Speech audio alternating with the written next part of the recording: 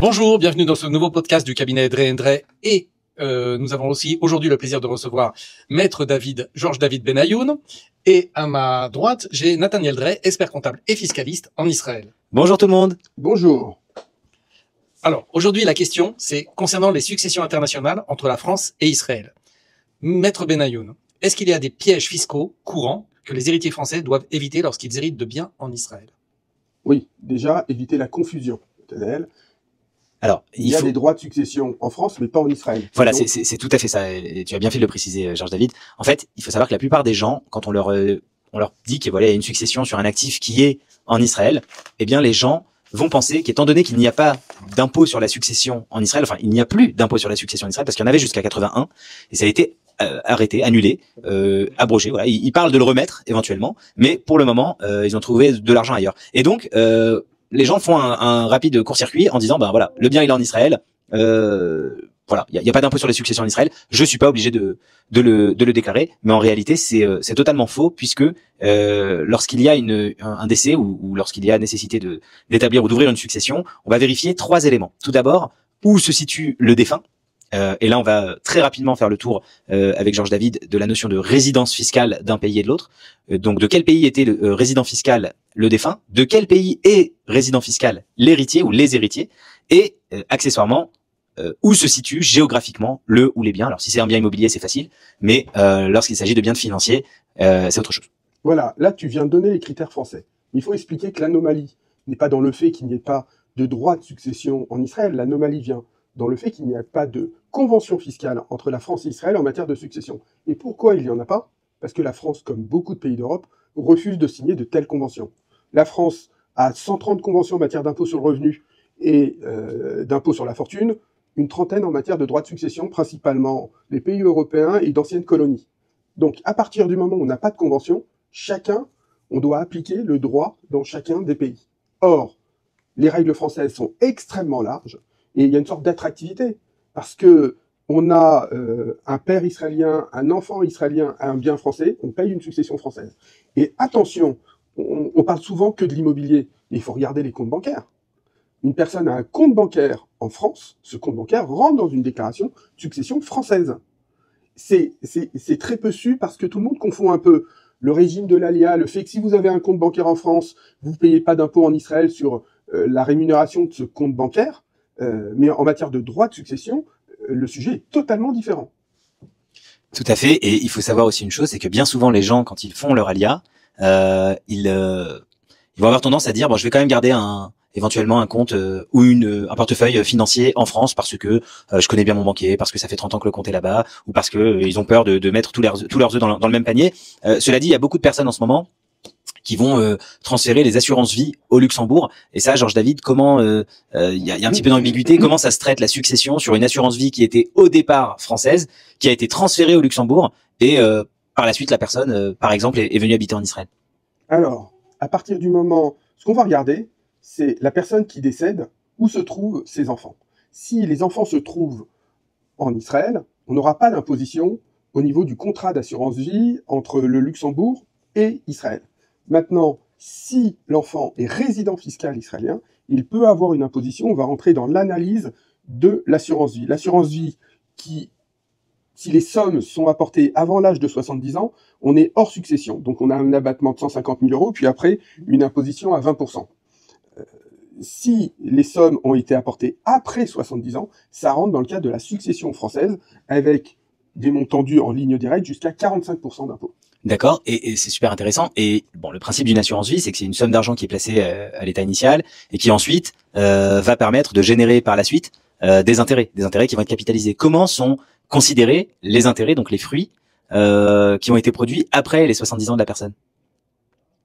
Quand on est en matière de succession, on ne va pas regarder les fruits. On va regarder le montant total, ouais. Et donc on va imposer la totalité de la somme dans des droits de succession. D'accord, donc pour les 150 l'impôt sur le revenu et les droits de succession. Donc pour les 150 000 € qui ont été, si l'assurance vie a été ouverte avant 70 ans, on a 150 000 € de déduction. C'est par enfant, par parent, c'est ça? Oui. D'accord, ok. Et très rapidement, puisque là on est en succession, ça va souvent avec donation. Est-ce que tu peux nous rappeler rapidement la loi française en matière de donation? Alors juste en mini introduction, je rappelle qu'en Israël il n'y a pas d'impôt sur les successions, mais il n'y a pas non plus d'impôt sur les donations entre proches. Donc ça concerne les sommes d'argent, ça concerne les biens immobiliers. Alors sur les biens immobiliers, je mets un petit astérisque. Hein, évidemment, il y a des droits il y a une taxe d'acquisition minorée lorsqu'on transfère un bien immobilier d'un parent à un enfant ou inversement. Mais pour le coup, en France, comment ça se passe si une personne décide, on a eu le cas il y a pas très longtemps avec Georges, une personne décide de transférer un actif immobilier à son fils, par exemple. Comment ça se passe? Alors, premier élément, les droits de donation, c'est ce qu'il y a de plus compliqué. Les droits de donation, lorsque vous effectuez une donation en Israël, ça sert à rien d'aller voir un notaire français. Généralement, on n'a pas besoin du notaire français. On va aller voir un avocat notaire israélien qui, lui, va rédiger un acte. Et on a une obligation fiscale en France, dans un délai de 30 jours, de payer les droits de donation en France, parce que l'ayant droit ou le bénéficiaire est résident fiscal français. Donc dans ce cas-là, Maître Benayoun, il faut avoir un avocat fiscaliste, notaire, pardon, israélien, mais qui soit francophone. Oui, alors oui, parce que le problème du français, c'est qu'il parle rarement beaucoup de langues. Ouais. Et ceux qui viennent en Israël, souvent, ne parlent pas bien ou pas hébreu. Or, il y a un grand principe, si on signe un document qu'on n'a pas compris, il a une valeur nulle, de nullité absolue. Et puis les Israéliens, j'en profite aussi, les avocats israéliens, alors pas les francophones, hein, mais les avocats israéliens, bon, ils baragouinent pour certains un petit peu l'anglais, mais on va dire que les langues étrangères, c'est pas non plus leur fort.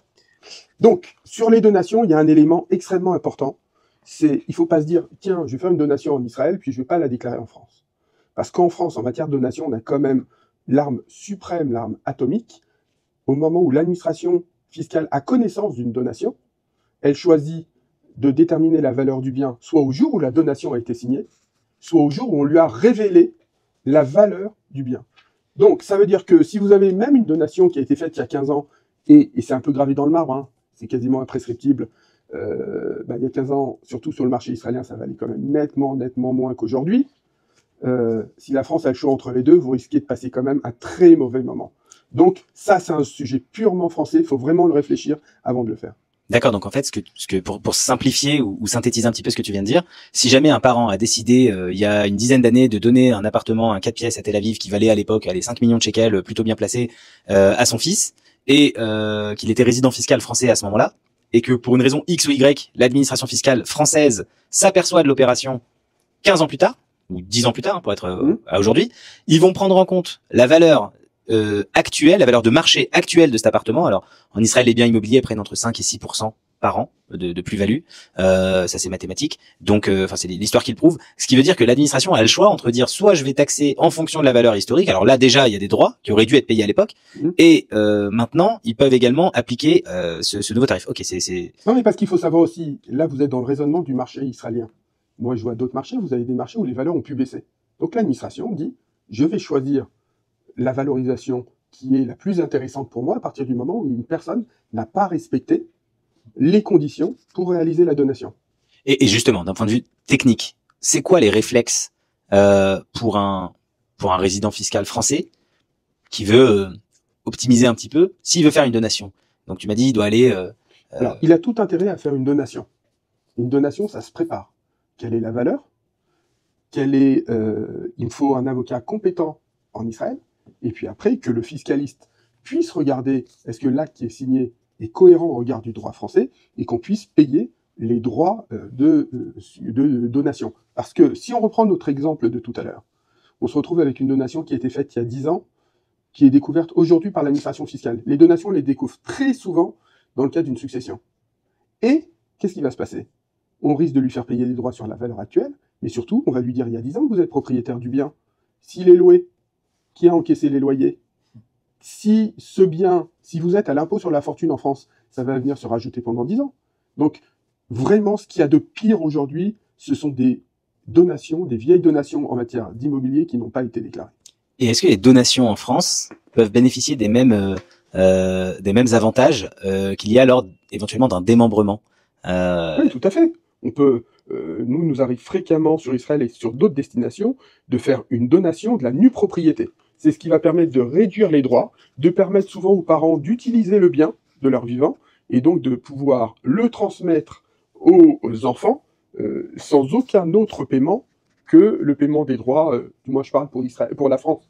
Israël, Alors, il y a beaucoup de personnes qui pensent effectivement, selon ce que tu viens de dire, qu'en Israël, ils ne connaissent pas le démembrement. Alors, je répète pour les auditeurs qui ne savent pas ce que c'est, le démembrement, c'est le fait d'inscrire la nue propriété aux enfants, à l'enfant ou aux enfants, mais de maintenir l'usufruit à la personne qui détenait le bien avant l'opération de démembrement. Pourquoi est-ce qu'on fait ça? Parce que ça va permettre de déjà transférer la propriété juridique de l'actif en question, donc du bien immobilier par exemple, et lorsque c'est fait dans des années relativement jeunes, moins de 40 ans, moins de 50 ans, moins de 60 ans, la valeur de l'actif qui est transféré est décotée parce qu'en réalité, on ne donne pas tout l'actif. On ne donne pas et la nue propriété et l'usufruit de l'actif, on ne donne que la nue propriété, on conserve l'usufruit. Donc il y a une sorte de décote qui est appliquée sur la valeur de l'actif. Et je profite également de ce sujet-là parce que en Israël, le démembrement est reconnu par les autorités fiscales israéliennes. Il n'est pas compris parce que pour eux, il n'y a pas d'impôt sur les donations, il n'y a pas d'impôt sur les successions. Donc, ils vont pas comprendre à quoi ça va servir, mais on peut tout à fait le faire appliquer. On peut demander également à payer des droits de mutation qui sont à taux réduit parce qu'en Israël, ils vont comprendre ce que c'est. Ils vont comprendre ce que c'est d'avoir donné uniquement la nue propriété, non pas l'usufruit. Donc il y a des manières de présenter, d'habiller un petit peu la mariée, comme on dit, mais ça existe et ça peut être hyper intéressant si vous avez vous-même vous habitez par exemple en Israël, mais vous avez des enfants qui sont restés en France, vous avez des actifs, vous pouvez leur donner du vivant. Il y aura des droits réduits à payer en Israël et ça pourra se faire pour éviter des impôts sur la succession. Et Maître Benayoun, comment est-ce que vous conseillez des résidents français ayant des biens en Israël de structurer leur patrimoine pour minimiser les impôts? Alors, si on est sur une acquisition, on peut se poser la question de créer une société qui va acquérir les différents biens, et donc cette société va s'endetter. Maintenant, est-ce qu'on achète des biens pour les donner en location, ou on achète un bien pour l'utiliser? La destination est importante, c'est pas du tout la même chose. Généralement, le premier niveau d'investissement, c'est quand même l'utilisation d'un bien à des fins personnelles qu'on souhaite pour une certaine durée, et pour aussi financer l'acquisition, louer. Et à ce moment-là, je pense que c'est la détention directe qui est la plus intéressante parce qu'on a quand même un mécanisme en Israël qui m'intéresse et qui nous rend un peu jaloux en termes d'imposition par rapport à la France. Oui, ce dont tu veux parler, c'est qu'effectivement en Israël, même lorsqu'on est en nom propre, donc on détient le bien en direct et non pas à travers d'une société, on a quand même le droit d'utiliser des mécanismes qui en France sont réservés uniquement aux sociétés, notamment aux SCI qui exploitent à l'IS, qui sont imposés à l'IS. En France, on a le droit d'utiliser ce qu'on appelle en Israël, pardon, on a le droit d'utiliser ce qu'on appelle le forfait réel et donc de venir déduire les dépenses. Alors les dépenses d'exploitation, les charges, les travaux, l'entretien, l'agent immobilier, l'avocat, mais on a également surtout le droit d'amortir le bien, comptablement le bien. Donc on va reconnaître une certaine valeur de dépenses ou de charges qui vont venir se déduire des loyers et ce pendant 25 ans, donc pendant toute la durée d'exploitation du bien. Et bien souvent, effectivement, en Israël, lorsqu'on exploite un bien locatif, on ne va pas payer d'impôts.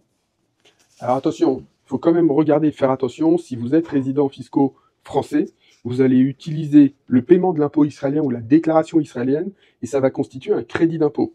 Néanmoins, il faut bien faire attention, c'est que le régime que tu viens de détailler, qui est celui, l'équivalent du loueur meublé, professionnel ou non professionnel en France, ne s'applique pas chez nous si le bien est donné en location nue. Donc, attention, on a un risque là d'imposition et de différentiel lorsqu'on a une location nue, et dans ce cas-là, on préfère souvent l'imposition au forfait. Oui, mais il faut pas oublier également que il y a l'article 6 de la Convention entre la France et Israël qui va maintenir un droit d'imposition exclusif à Israël. Par contre, effectivement, si vous pouvez louer en meublé, c'est préférable puisque vous allez pouvoir ensuite utiliser les forfaits d'amortissement dont on parlait tout à l'heure, et très souvent même pour le calcul du taux effectif de l'impôt, c'est ce résultat-là qui va être intéressant. Et quelles sont les principales erreurs que les héritiers commettent lorsqu'ils gèrent une succession internationale sans l'aide d'un avocat fiscaliste? Alors, c'est souvent de prendre le notaire de quartier. Et le notaire de quartier, il voit pas souvent une succession internationale. Il n'a pas la connaissance, en fait, c'est ça? Il n'a pas la connaissance et surtout la pratique. Donc c'est vrai que nous, on intervient beaucoup en support et pour optimiser les successions internationales. Ce qu'il va falloir regarder, c'est un ordre. C'est-à-dire qu'on va avoir une succession israélienne sur le bien israélien. Nous, on ne peut pas déposer une déclaration de succession en France tant qu'on n'a pas l'ordonnance du juge israélien, la fameuse ordonnance, parce qu'il n'y a que ce document qui déclare qui sont les héritiers. Or, c'est pas la France qui choisit, puisque le bien n'est pas en France, c'est Israël. Donc souvent, on est bloqué en France à cause d'Israël. Et c'est vrai qu'une succession d'un résident fiscal israélien pose moins de problèmes qu'une succession d'un bien appartenant à un non-résident. Quasiment, je crois qu'on double les délais, Nathaniel, sur l'obtention des documents. Tout à fait. Alors effectivement, c'est plus le secteur le domaine d'un avocat en Israël, puisque c'est les avocats ici qui traitent tout ce qui est en matière de succession. Mais un des sujets qui revient assez souvent, c'est notamment la notion d'un testament qui est rédigé en Israël. Et comment est-ce que ce type de testament, je vois beaucoup de personnes qui viennent en Israël et qui vont opter tout de suite pour la rédaction d'un testament selon les normes ou selon le droit israélien. Ils vont préférer opter pour le droit israélien. Comment est-ce que ça s'est perçu, Georges David, par l'administration fiscale française lors d'une succession? Alors, il faut bien avoir conscience que c'est pas ni bien ou mal perçu par l'administration fiscale française, c'est que c'est pas un problème fiscal. C'est un problème de droit civil applicable. Donc, à partir du moment où les personnes ont choisi un droit civil applicable, la fiscalité, elle ne fait que tirer les conséquences de ce choix. Et ce choix, il est ouvert au regard des conventions internationales en matière de succession, qui prévoient que lorsqu'on est binationaux, on peut décider d'opter pour l'un ou l'autre régime en matière de droit civil. La fiscalité, elle va être inchangeable. Mais déjà, on suit le droit en la matière. Ce qu'il faut faire, et moi je le demande souvent à mes clients lorsqu'ils parlent de testament en Israël, je leur dis, il faut aller un peu plus loin que dire que laisser en bénéficiaire son conjoint survivant et après ses enfants à part égale. Il faut aller plus loin parce que lorsque vous avez des enfants qui se trouvent en Israël, ils n'ont pas de droit de succession à payer sur des biens israéliens. Et vous avez aussi des enfants en France avec des biens en France, vous allez plutôt aller sur un système d'allocation. Je privilégie les biens israéliens pour mes enfants en Israël et les biens français sur les enfants français. Sinon, ça signifie que je vais aller faire payer mes enfants israéliens sur leur quote-part de biens français, alors qu'ils n'en ont pas besoin, puisque l'idée, c'est de donner une égalité de valeur à tout le monde. Donc, il y a vraiment des mécanismes d'imposition, et rien que cette disposition-là, souvent, elle peut permettre d'aller gratter 10, 15, 20% de droits de succession en moins. Hein. C'est énorme. Alors, justement, vous avez parlé des héritiers, des droits de succession, donc. Comment est-ce que vous gérez, par expérience, comment est-ce que vous gérez les conflits entre héritiers lorsqu'une succession implique des biens situés à la fois en France et en Israël? Alors, le propre de l'avocat, c'est qu'il défend une famille, c'est qu'il défend tout le monde. Donc, il doit juste expliquer quel est l'intérêt commun des personnes et que, plutôt que se tirer dans les pieds, ils ont intérêt à boucler un dossier fiscal, car il faut jamais oublier que, fiscalement, les mois courent, et à partir du 30e jour du 6e mois, vous allez, ou 12 mois si la personne est non résidente, vous allez avoir des intérêts de retard. Et ça monte très très vite en fonction de la valeur de la succession. Donc, il faut juste, avec l'expérience qu'on peut avoir, expliquer aux personnes que l'objectif, c'est de faire un état des lieux, payer la fiscalité et partager au plus vite, ce qui leur évitera de se rencontrer s'ils ne se supportent plus. Et justement, à ce sujet-là, comment ça peut éventuellement se passer lorsque, en absence de disposition du vivant, les héritiers en Israël se rendent compte que la personne aurait pu mieux orchestrer du vivant? Est-ce qu'il y a des dispositions rétroactives qu'on peut mettre en place? Est-ce qu'il y a ce type d'opérations qui peuvent être mises en place, ou il faut vraiment le faire du vivant et s'en occuper lorsque c'est encore possible? En France, ne peut décider qu'une personne physique qui est en état de le faire. Donc, si elle est décédée, elle ne peut plus prendre de décision, et donc on va aller appliquer la loi. Et appliquer la loi, c'est aussi une incidence. C'est que si vous êtes un couple, vous êtes venu en Israël, vous n'avez pas fait de testament, et que votre dernier testament est un testament que vous avez fait en France, c'est le droit français qui va s'appliquer. Je ne parle pas de la fiscalité française pour l'instant, c'est le droit français. Ça veut dire que vous pouvez avoir tous vos enfants en Israël, encore un ou deux biens en France. Le notaire français, il va vous dire quoi? Je veux le détail de la totalité de votre patrimoine mondial parce que vous êtes soumis au droit matrimonial français. Et après, je ne vais vous faire payer de la fiscalité qu'au regard de certains biens situés en France. Donc, si vous voulez pas être entièrement transparent, vous avez intérêt à opter pour le régime israélien, où là, vous n'aurez pas à tout déclarer en France, mais uniquement à déclarer les biens qui donnent lieu à des droits de succession en France. Et je reviens à ce qu'on a dit tout à l'heure, une assurance vie qui a été laissée en France, un compte bancaire laissé en France pour des personnes qui ont fait l'ALIA avec leurs enfants il y a 20 ans, il y a 30 ans. On est d'accord que pour ces actifs-là, il y a quand même des droits de succession à payer en France parce que la France considère que cet actif est français. L'assurance vie parce que c'est un peu particulier, mais classiquement un compte bancaire, un compte titre, vous aurez des droits en France. Peu importe le montant. Alors non, parce que vous avez, il y a un moment où vous pouvez être dans l'abattement de 100 000 euros, tout dépend de ce qu'il y a dans la succession, mais oui, en France généralement, on paye sur tout. Il n'y a pas de discount, C'est pas le genre de La la France, maison. c'est le champion du monde de l'imposition, non? Ils sont pas loin. Dans les pays de l'OCDE, on est deuxième et on doit être, oui, en matière de droit de succession, on est, je crois, deuxième après le Danemark. Après le Danemark. Ok. Bon, pour emballer un petit peu tout ce qu'on a dit aujourd'hui, si je récapitule, en Israël, pas de droit de succession applicable sur les actifs israéliens. Ça, c'est de la fiscalité. Mais commencez toujours par le droit patrimonial et faire votre choix. Donc, regardez s'il y a lieu de faire un testament en France ou en Israël pour gérer ce bien, dire à qui vous allez le laisser, pour qu'au moment où vous allez avoir une succession, française éventuellement israélienne, hein, c'est à voir, ou même obligatoirement israélienne puisque le bien est en Israël, qui va payer et comment. Et je profite, je rebondis sur ce que tu viens de dire. En Israël, selon le droit local, on a le droit de déshériter totalement un enfant, par exemple, ou de transmettre l'intégralité de son patrimoine à quelqu'un d'autre qui n'est pas forcément son enfant. En France, tu nous rappelles le principe applicable? Impossible. Impossible. Impossible. Alors, il y a une quotité qu'on va pouvoir donner en fonction du nombre d'enfants, quotité disponible, mais on ne peut pas déshériter un enfant. Alors ça, c'est le principe. Après, il y a toujours quelques exceptions, mais dans le principe, on peut pas.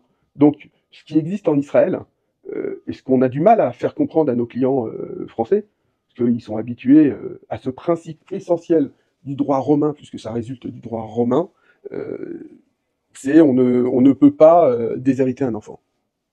Ok, super intéressant. Bon, en tout cas, pour les personnes qui voudraient éventuellement déshériter un ou une partie de leur descendance, et voilà, prenez conseil auprès de Georges David et vérifiez. Donc, on a bien compris, il y a un aspect juridique et il y a un aspect fiscal. Oui. L'aspect juridique applicable, il ne va pas forcément de pair avec la fiscalité qui va s'appliquer. La fiscalité va être une résultante du droit appliqué. C'est d'autant plus vrai que lorsque n'importe qui regarde une déclaration de succession française, c'est un CERFA de l'administration fiscale qu'on remplit qui donne lieu à des paiements de droits.